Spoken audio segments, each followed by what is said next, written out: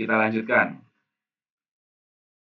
Nah, ini adalah action plan ya di WHA 60.17 yang tadi dibicarakan, yaitu sudah ada sejak tahun 2007. Apa yang harus dilakukan untuk promotion and integrated disease prevention dari bidang oral health. Ya. Ini yang perlu kita perhatikan, yang saya garis bawah ya. Oral health is incorporated into policies ya, yang dimana di sini ada integrated prevention. Jadi kesehatan gigi dan mulut itu di setiap negara harus masuk ke dalam kebijakan kesehatan yang dilakukan secara nasional ya.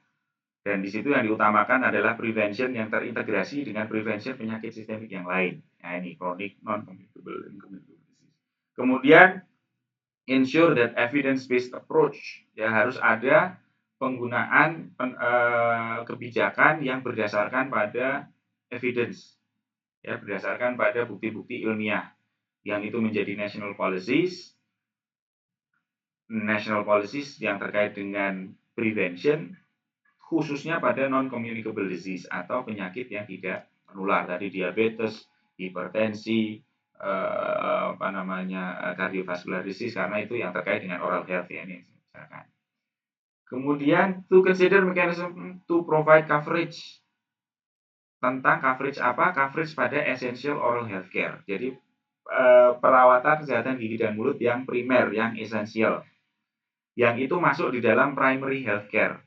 Nah, ini di Indonesia sendiri kita sudah mengusahakannya, bahwa sejak tahun 2014 dengan sistem jaminan kesehatan nasional, itu kesehatan gigi dan mulut masuk ya dalam jaminan kesehatan gigi dan mulut, jaminan kesehatan gigi nasional dalam pelayanan primer. Pelayanan primernya itu apa saja? Ada cabut sederhana, ada tambal sederhana, dan lain sebagainya. Essential oral healthcare sudah masuk ke primary healthcare dengan coverage dari jaminan kesehatan nasional itu di Indonesia. Oral health service should be directed towards disease prevention, dan ini harus diutamakan disease prevention ya. Jadi pelayanan kesehatan gigi dan mulut itu yang diutamakan adalah pencegahan yang khususnya disasarkan pada poor and disadvantaged population, khususnya untuk mereka yang punya determinan sosial yang kurang baik ya, seperti keadaan kemiskinan maupun kurang akses. Kemudian for those countries without access to optimal fluoride ya, jadi kalau tidak ada program di negara-negara yang itu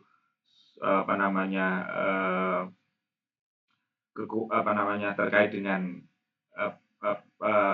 suplemen fluoride, seperti itu ada di water fluoridation, atau mungkin ada program berkumur fluoride yang berskala nasional untuk negara-negara yang belum mampu seperti itu, maka paling tidak ini harus ada affordable fluoride toothpaste ya. Jadi seperti di Indonesia kita tidak punya water fluoridation, jelas nggak ada, kemudian salt milk fluoridation nggak ada, tapi kita punya affordable fluoride toothpaste. Paling tidak harus ada intake fluoride pada masyarakat yang bersifat massal. Nah, ini paling tidak ada ini.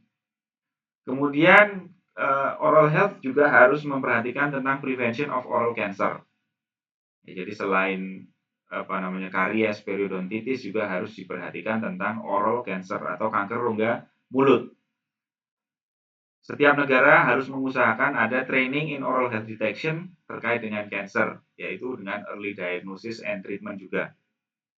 Kemudian juga oral disease associated with penyakit menular, khususnya HIV/AIDS. Ini juga harus diperhatikan bagaimana pencegahannya.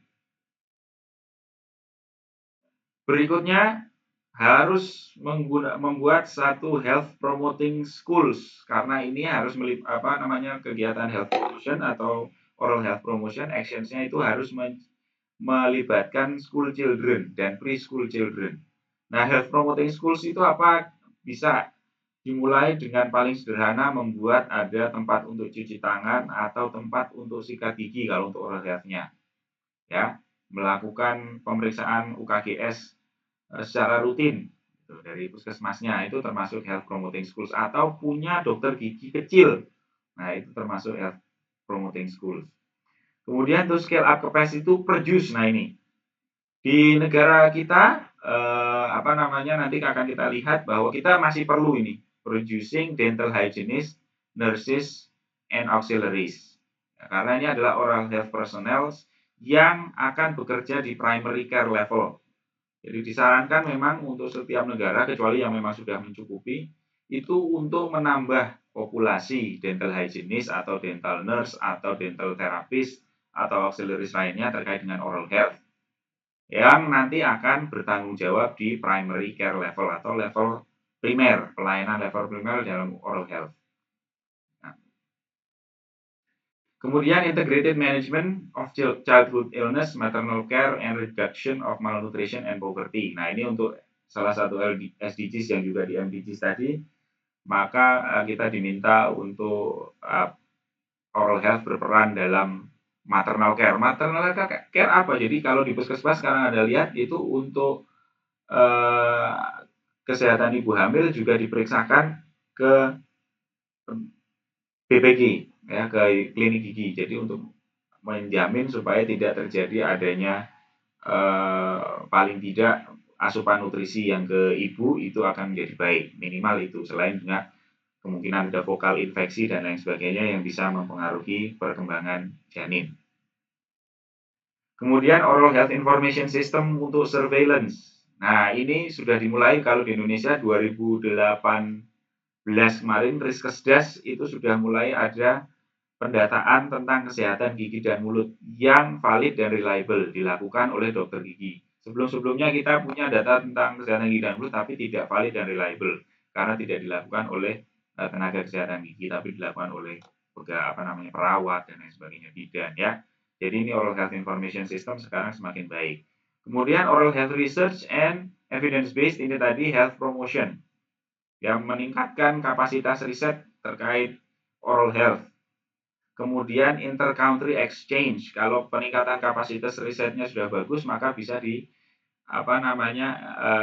dikolaborasikan dengan negara lain, sehingga bisa mewujudkan community oral health programs yang baik, ya, atau program-program kesehatan gigi dan mulut masyarakat yang bagus.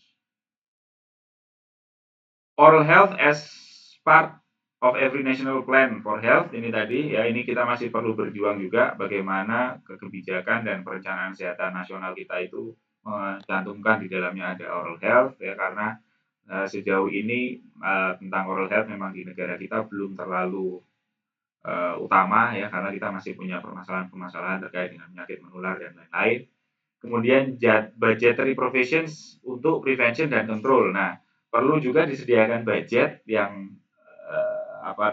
cukup atau yang ditingkatkan khususnya untuk prevention, untuk pencegahan. Karena pencegahan selama ini memang tidak mempunyai di banyak negara, pencegahan itu tidak mempunyai slot budget yang cukup sehingga tidak dilakukan. Slot budget lebih banyak diberikan untuk perawatan atau kuratif.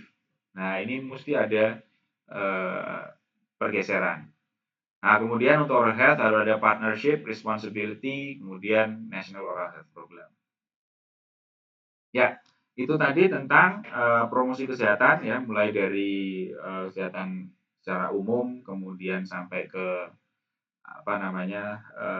oral health ya. Bagaimana secara global hal itu diperhatikan, health promotion dari hubungannya antara oral health dengan general health.